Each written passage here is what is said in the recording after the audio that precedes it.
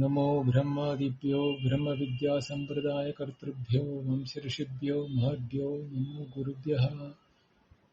शङ्करं शङ्कराचार्यं केशवं बादरायणं सूत्रभाष्यकृतौ वन्दे भगवन्तौ पुनः पुनः। सदाशिवसमारम्भां शङ्कराचार्यमध्यमाम् अस्मदाचार्यपर्यन्तां वन्दे गुरुपरम्पराम्। श्रुतिस्मृतिपुराणानाम् आलयं करुणालयं नमामि भगवत्पादशङ्करं लोकशङ्करम्। ईश्वरो गुरुरात्मेति मूर्तिभेदविभागिने व्योमवद्व्याप्तदेहाय श्रीदक्षिणामूर्तये नमः। ओम श्रीदक्षिणामूर्तये नमः। शान्तिमन्त्रम्। ॐ भद्रं कर्णेभिः शृणुयाम देवाः भद्रं पश्येमाक्षभिर्यजत्राः स्थिरैरङ्गैः सुष्ठुवागुंसस्तनूभिः व्यशेम देवहितं यदायुः। स्वस्ति न इन्द्रो वृद्धश्रवाः स्वस्ति नः पूषा विश्वदेवाः स्वस्ति नस्तार्क्ष्यो अरिष्टनेमिः स्वस्ति नो बृहस्पतिर्ददातु। ॐ शान्ति शान्ति शान्तिः।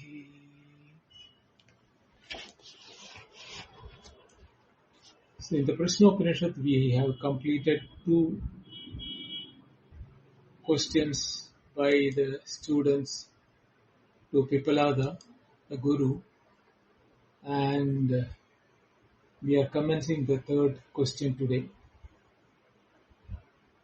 The questions as it has been placed and developed in this Upanishad is going from the gross level, from the creation, now it is coming up to the Supreme Brahman. So the 3rd question, even though it is still in the realm of on the creation side, but it is also touching upon some of the finer aspects of transcendental in nature. So the questioner is being congratulated by the Guru in the first mantra itself, that you are asking a transcendental question which needs very detailed answering. So that is why we are also getting a detailed answer from the Guru for the question. So you can imagine how the Upanishad is really educating us in the form of the teacher-student dialogue. So without wasting time, because I won't be able to complete the 3rd question today, unlike the 2nd one. So let us take our possible time for each one of the mantras, which are very pregnant with information and detailing. Atah hainam kausalyash ashwalayanah prapracha Bhagavan kuta esha prana jayate kadam atyadi asmin sharire atmanam va pravibhajya katam pratishtate kena utkramate kadam bahyam abhidiyate kadam adhyatmam iti. Now there are 6 questions here. Adahyainam Kaushalyascha Asulayana Prapracha. Kaushalya, the son of Asulayana, henceforth put the next question. Bhagavan Kuta Esha Prana Jayate. This is the first question. Oh sir, from where does this prana takes its birth? Or from where does it come from? Or where is it getting created or born? That means what is the source of this prana? Katam ayati asmin sharire. Not only that it is getting created or born or appearing or taking shape away, making itself available, but how does it enter this body? how does the prana, which was now till now you have mentioned as is sun and the moon and are the prana and the rai becoming the sun and the moon, the rays from the sun coming down to energize the individual in every body in this world.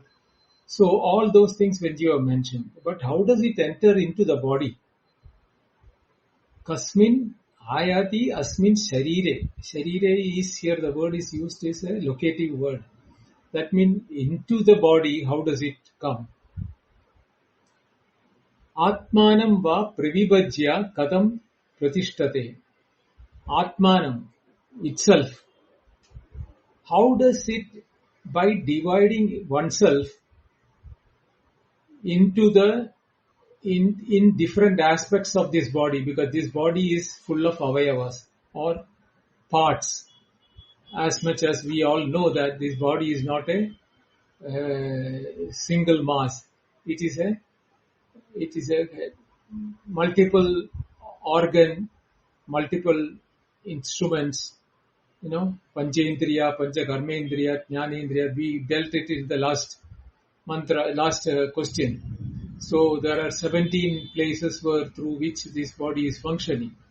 So how did it divide itself, this prana, into this body from after having entered this body? Kena utkramate. How does it go out? It's not only it is coming inside, but I am seeing that it has definitely gone out of this body when I look at a dead body. Obviously, prana is not seen in the dead body, which shows that the prana which has entered this body is also finding way to get out of this body. So, kadam utkramate. That is question number 5A. 5B is kadam bahyam abhidiyate. So, when it is going out, how does it support itself outside? See, if it is going outside, I can understand it is going out and merging with the prana from where which it has come. But it looks like that there are other shariras also in this world, other bodies also in the world. So obviously, it is present outside also as prana. So how does it support for its own existence outside this world, outside this sharira or outside this body? And the sixth question is, Kadam Adhyatmamiti. And while inside the body, how does it support, or what is within this Adhyatmam in the form of inside the body? So there are 6 questions, each one of them very detailed in description requirement. So first one is, from where does this prana take its birth? Second one is, how does it come and abide in this body? The third one is, after dividing itself, how does it abide inside the body? The fourth question is, how does it go out of the body at the time of death? Fifth question is, how does it support while outside? And how is it as an adhyatmam, what is within? Now, the disciple is still feeling that the prana cannot have its own power. There must be something or something superior which is now lending its power to prana to make it, an authority for functioning within the body. Because if the superior gets into this body, then the superior alone is needed. But we were told in the previous question that prana is the one which is functioning through the 17 functions, like the 5 organs of action, organs of information, 5 pranas, and the mind and intellect. So we know that the prana is energizing these, 17 things. So how does it have its own power having entered the body? So which the student wants to know. This is our typical question, we know, which we human beings have this, you know, the doubt that if the prana is entering, how does the prana get the power? That question is now being asked. So if we look into the contents of the question, who is a prana superior, or from where does the prana come, is being answered in the third mantra. How does the prana abide in the body is answered in the second part, B. How do the upapranas abide? Having divided themselves into various pranas, 5 pranas, how do they abide or how do they function? What does it support, or how does it support in the microcosm or in the body of the individual? Or what does it in the outside, that is in the macrocosm? This is answered, microcosm is answered, or in the body is answered in the third question, section, 8th mantra, and inside the body is supported by the third 9. How does it go out at the time of the death is answered in 310. And what are the benefits of this is also being answered by Pipalada, because for these things to be done, there should be a purpose. So what is the benefit of the prana functioning like this? What benefit does it have at all for us or in this thing?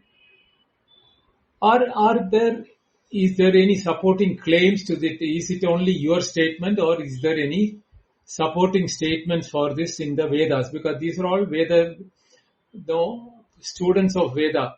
So they will always looking support from the Shruti, whether these have been answered or supported in the Shruti by the Shruti statements, or is it only Pipalada who is making the statement or the Guru making a statement? Now, from here onward, the Guru is answering all the 6 questions, including the last 2 aspects of where is the authority for this statement, and as well as what are the benefits of it. Tasmai sahovacha ati prashnan prichasi brahmanishta asti tasmat te aham bravini. Dear Ashwalayana, ati prashnan prichasi. You are asking something very serious and important question, which is transcendental in nature. However, as you are an earnest seeker of Brahmanishta or Brahmanishta asiti, tasmat te aham bravimi. Therefore, because you are a Brahmanishta and you are a Vedic ardent earnest seeker of Veda and the Brahma, because of this reason, I'll explain to you your 6 questions. So Guru is pleased with the question, and he is congratulating the questioner and willing to answer them in the sincerity with which the questions were asked. The way in which he is asking the Brahmanishta, Tasmat te aham bravimi, therefore I am willing to answer to you, shows that he has developed a soft corner because of the intelligence of the student. See, this is what I said, when we spent a year of brahmacharya and stay in the vicinity of an ashram in a guru, the guru is obviously observing us. And obviously the third question was asked to Ashwalayana for the very reason that, knowing very well that the other 2 students were more grounded and were more mundane in their activities in the ashram. So they were asked to ask the questions first, and then comes to Ashulayana for the third question. And his question was befitting to the Guru's expectation. And he answered the questions. Are also 6 questions he asked, not 1 or 2. He asked 6 questions which were very transcendental in nature. So he is now answering to Ashulayana each one of these questions in specific cryptic way, but we need to decipher them and understand it. Atmana esha pranau jayate. That is the first answer. From where does this prana get itself? The superior one who is superior to our prana, or from where does this prana get born? Yatha esha purushe chaya etasmin etat atattam etasmin manokrite na ayam atmin sharire. So, yata esha purushe chaya etasmin etat adattam.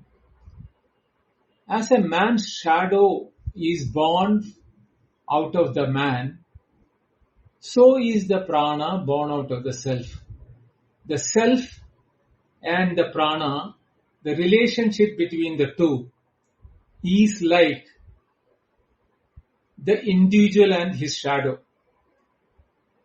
The very, very beautiful example is this. In fact, you will find this example only used in this Prasnopanishad for the relationship between the Atma and Prana. I'll explain this in much detail.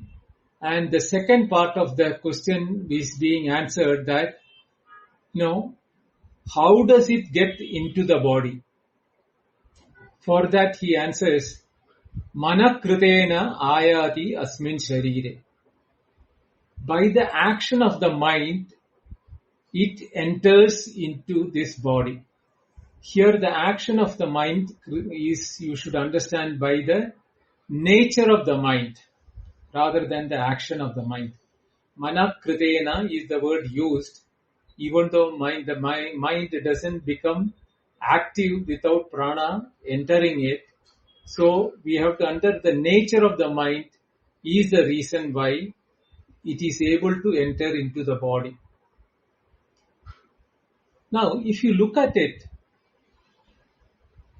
how does an example of a shadow and a person related?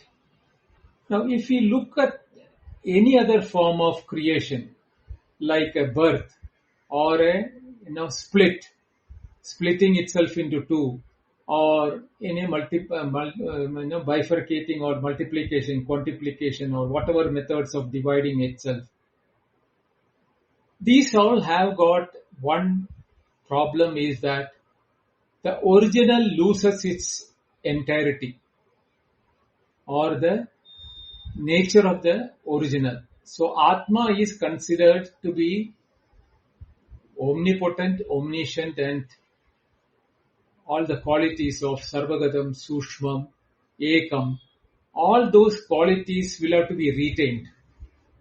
At the same time, if it has to become powered by Atma, the power of Atma has to be represented by the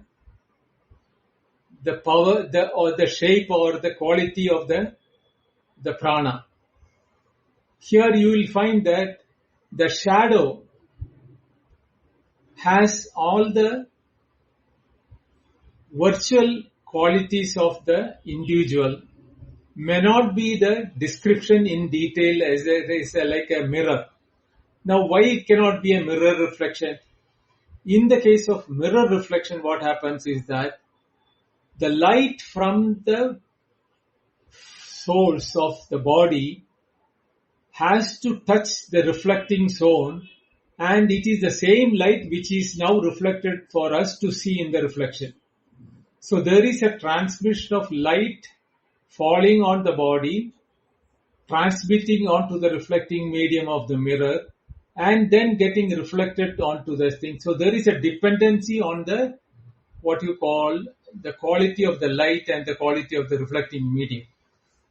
There is no such medium in between the individual and the shadow. It is just the light, the individual and the shadow. There is no reflecting medium or any other thing which can either enhance or diminish the, the nature of the reflection.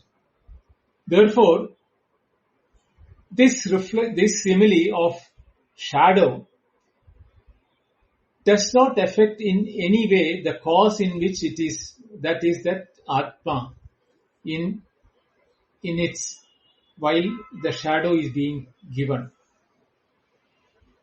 The shadow would have happened depending upon the number of lights you have. So it is the one same Atma which can now appear in many shadows. And there are 5 reasons why we can consider the shadow is the most apt example. It always accompanies the person of the shadow which it is giving. You can never separate from it. That is the beauty of it. That not only that it is always accompanies or follows the person, and you can never separate it from. Therefore, the relation between the prana and the Atma is like that. It is inseparable from Atma, and it is always present where Atma is present. And it is totally, number 2 is the totally depend upon for its existence. The prana cannot exist without the Atma, just as the shadow cannot exist without the individual. The third is that the similarity between the appearance between the original and the shadow. You will see that the shadow, whenever it is there, the feet is in the same place where the feet is there. The right feet is in the right feet place, the left feet is in the left feet place. But it's in a reflection in a mirror, it is the other way around. You will find the right and left reflected indifferently. Your right hand will become the left hand of the reflection and etc. But that is not the case in the case of the reflection and the shadow and the original. Another thing is that the shadow has no real existence. It only appears to come, move about as the original body, and itself has no substance at all. This part is very important. The prana has no real existence. The existence of our prana is the existence of Atman. Only when Atma is existent, the prana is existing. And Atma is the one which is moving around in the body, and the prana will move around in the body, which we will see in the later mantras. So, the dependency, there is no substance for prana apart from Atma, but it is not Atma. But at the same time, it is a entity powered by Atma for its own functions. How is it powered, we will see in the next mantra. The 5th part is that prana, being the shadow, cannot enjoy same level of reality of the Atman, and the two are definitely different realms of reality. That is the relationship between Atman and prana. Unlike all other creations, like the mother and the son, or the becoming in number of parts, or reflection, whatever may be the method, anything, there is some sort of a reality, dependence reality on this one. Here in this case, there is no dependence for the reality, but the realm of the reality or between Atma and Prana is in such a relationship that the Prana is entirely dependent upon the Atman for its existence, for its appearance, for its functions. So then the question comes, then how does the Prana get into the body? If Atma is, then Atma is everywhere. It is not, like the what you call individual or different divided into multiple Atman, Jivatma, which is the famous belief that every Atma is different in each of the Jivas. Did Atma get itself divided into each of the Jivatma, each of the individual bodies, or each of the individual creations? No. That is why we have to think about if that is the relationship between Atman and Prana, like that of a individual and the reflection, then how does it get abide in the body? And will Atma also getting abide in the body? This question can come. So, the factor required for produce the shadow and reflection, such as the mirror. The mirror is there is a statement always which is seen that mind is like a mirror and Atma is reflected in the mind. But that factor cannot be applied in the case of Prana. Between Prana and the mind, is there any relationship of that nature? We will see that. So this is the aspect which was really, taken the Guru by happiness of the question from the student. The teacher decides that explanation as premature to go into the detailed description of how this abundance takes place in the body. If he will explain this much later, that comes in the fifth question. He'll be explaining it much detail, but the relationship between the prana and the atma and the other questions are in such a way that this question doesn't need a detailing at this juncture unless the student comes with some more questions. So here he says that the mind is that which prana identify itself to a particular body, and restrictions of this identity is produced at the junction of Atma with the mind. And the sage does not take up this question further for explanation. That is why he just says that Manakridena. What did he say? Manakridena ayati asmin sharire. He just made a statement that by the action of the mind or the nature of the mind, it comes into the body. Now, if you remember, if you are earlier this thing, the Acharya Shankara says that explanation in Atma Bodha also, that Mithunikaranam, Adasmit Tadbuddhi, or, the Adhyasa. That Adhyasa aspect is what is now not explained by Pipalada for this, explaining this. For that purpose only, he just says the mind is the nature of the mind is the reason why. It is in the mind this adhyasa is taking place. Now this adhyasa is the mixing up, blending of consciousness and the mind, or the prajna of the Atman through the prana, which is the reason why the Mithunikaranam is taking place, or the indiscriminate blending or adhyasa taking place. So therefore, we should understand that the nature of mind is the place where the adhyasa is taking place, which we will see later in the 5th and the 6th mantras. Right now, keep it in mind that the prana is the one which is entering the mind and energizing the mind to create the adhyasa.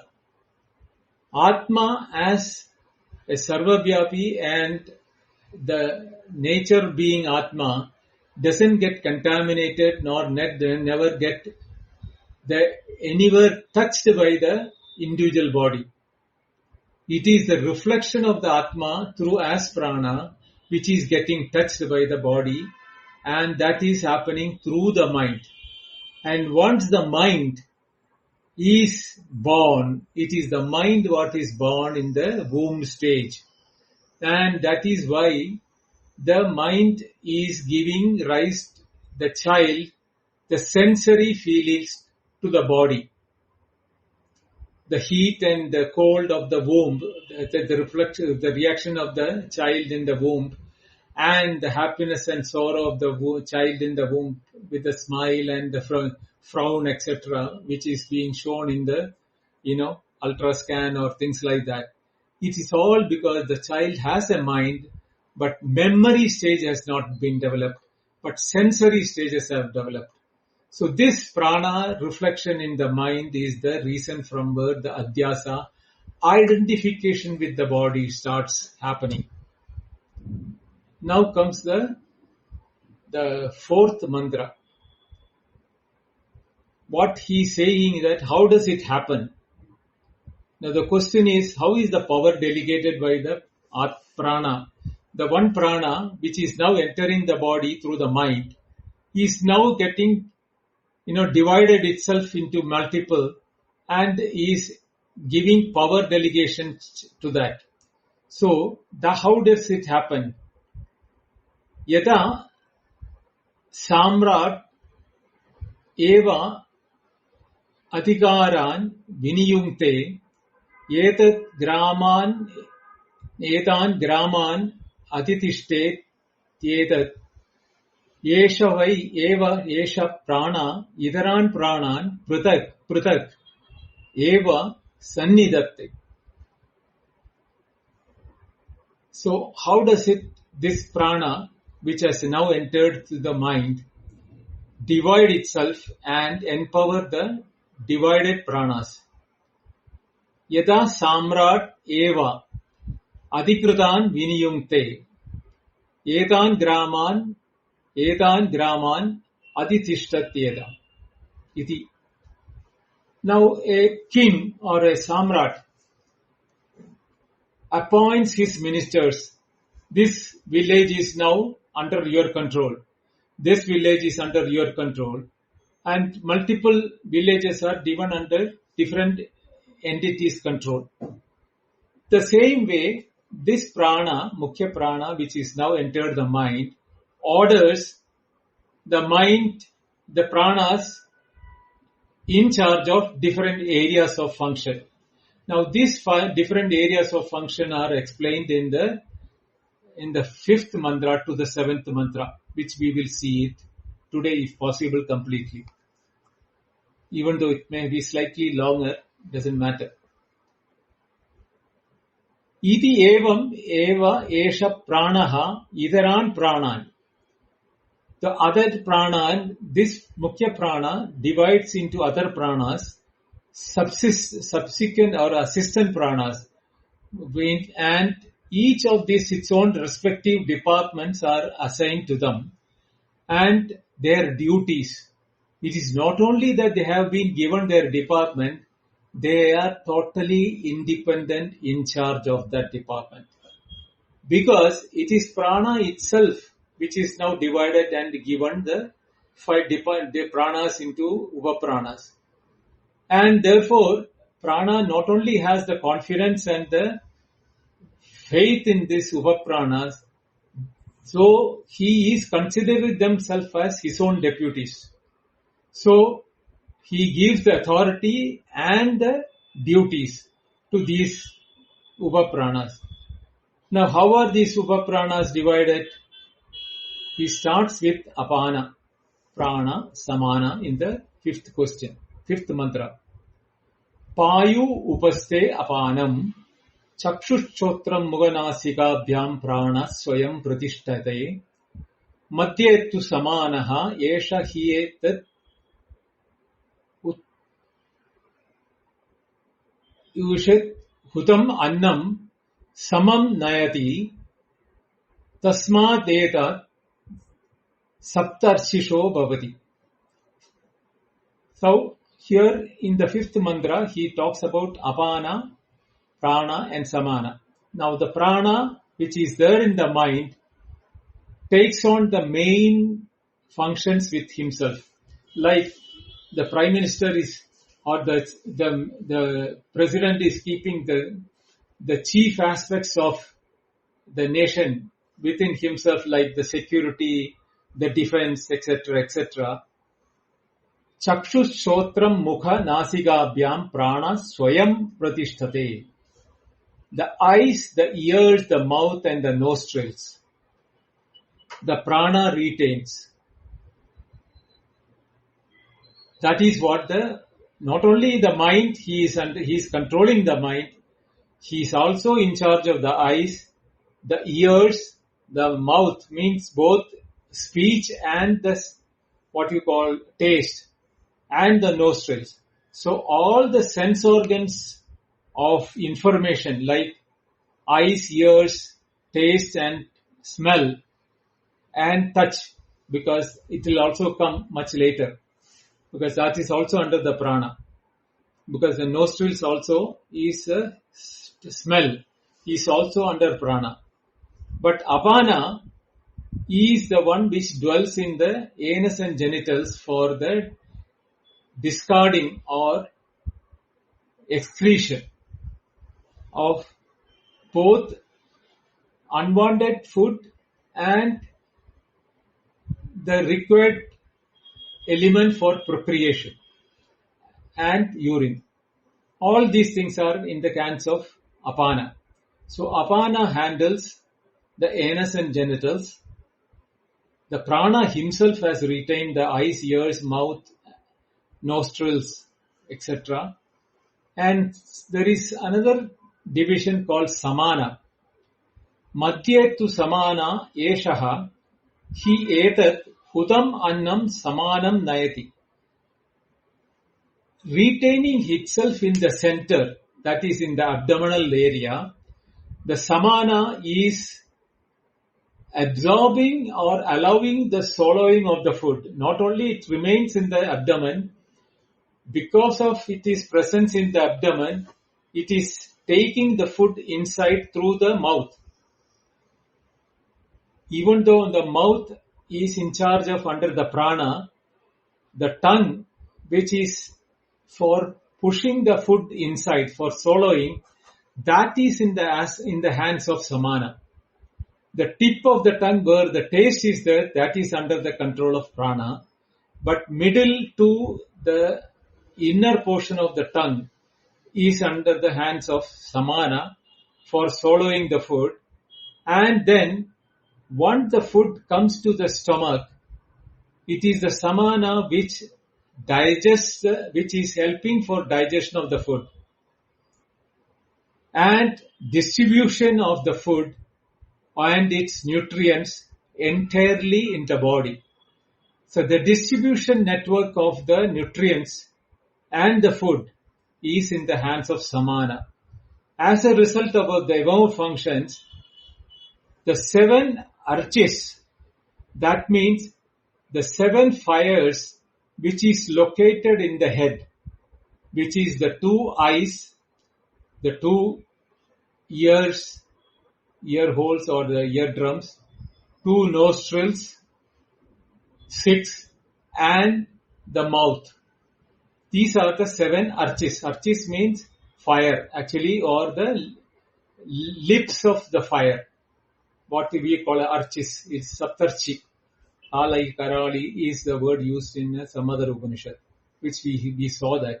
But here he doesn't talk about that names here. He is only talking about the 7 flames, which are the 2 eyes, through which the fire goes out, 2 ears through which the sound system, whatever being heard, is being heard. So that is 2 fire thing. 2 nostrils through the smell, and 1 through the mouth, which is for the taste of the food or the tongue. So these 7 flames are fed by the samana for its function. If samana is functioning, then only these 7 functions of the 2 eyes, ears and the tongue can function. That for which we need food, which is being now given by the samana. Then we go to the 6th mantra, which is detailedly describing Vyana. Now, Vyana is Vyapanat Vyana. It is the nature in which it is spreading in the whole body. How does it spread? Hridi Hyesha Atma Tasam Shatam Shatam Ekaikasyam Pratishakam Nadi Sahasrani Bhavantyasu. Now, Hridihi Esha Atma. This Atman is located in the heart. Now, the Atman, which is reflected through the mind of the individual, is available in the heart. Hridi. This is the heart, which is the Pundarika shape or the lotus shaped place in the center of the body above the stomach. The Atman also is supposed to be residing there for the prana to reflect in through the mind. But not Atma is residing there as an individual Atma, but as a power controlling the body through the prana. So, therefore, Vyana is now located in the heart and has Ekashatam Nadina. It splits itself into hundreds of veins or, nerves, into which is again divided to Tasam Ekashatam Swam Dwa Saptati Tamam. That is, each one of these 100 is further subdivided into 100, and each of them is again divided into each of the 100. The first 100, one of that becomes 100, and that one of the 100 again divides into 72. And that is the way in it is spreading into the entire body, from the head to the toe.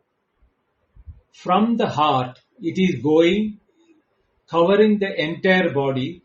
This way, there are thousands of nerves, channels in the body, in them, and it is Vyana, the power of prana as Vyana, which is circulating the blood in the body.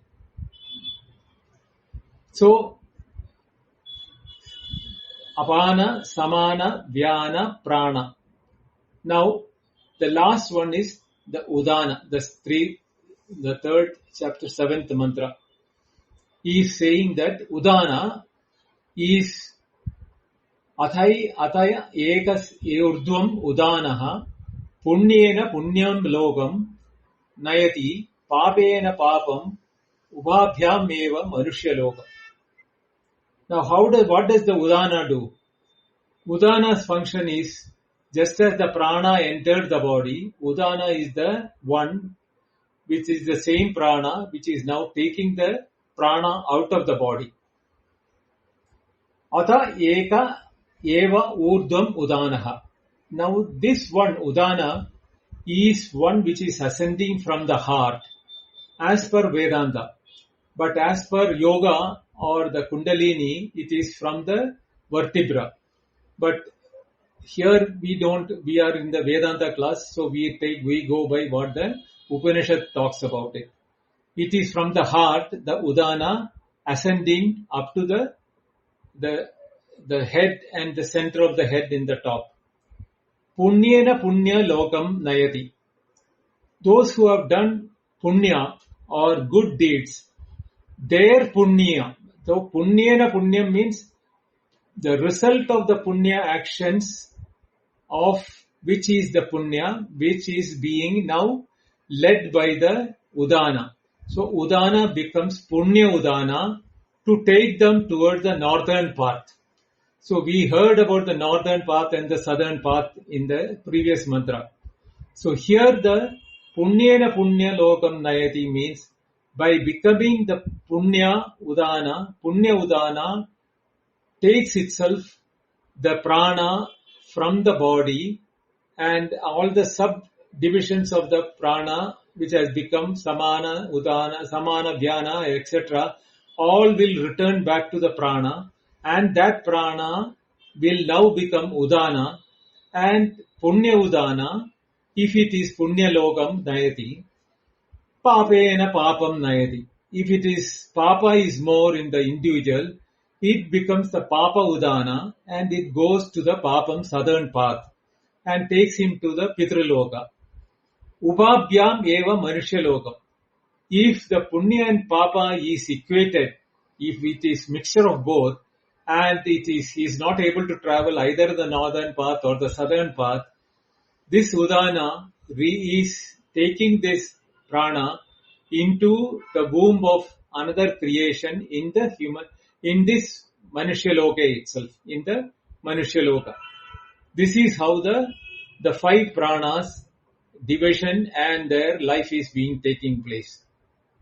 Now, coupling with the inner and the outer upaprana, how does it happen, is given in the mantra number 8 and 9, which I'll take it in the next class, next Wednesday, which we need to go with in detail.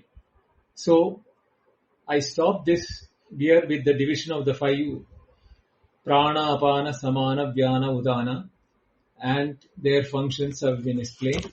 Now, how does the coupling of the inner and outer parts take place, which we'll decide in the next session. Om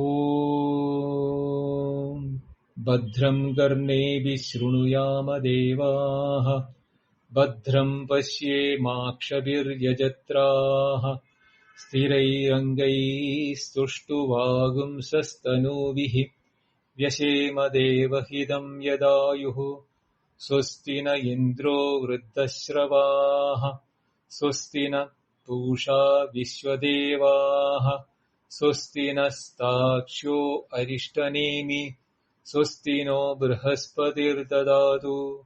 Om Shanti Shanti Shanti. Om Purnamada Purnamidam Purnat Purnamudachyate Purnasya Purnamadaya Purnameva Vashishyate. Om Shanti Shanti Shanti. Harihi Om. Shri Gurubhyo Namaha. Harihi Om. Thank you. Dhanyavada.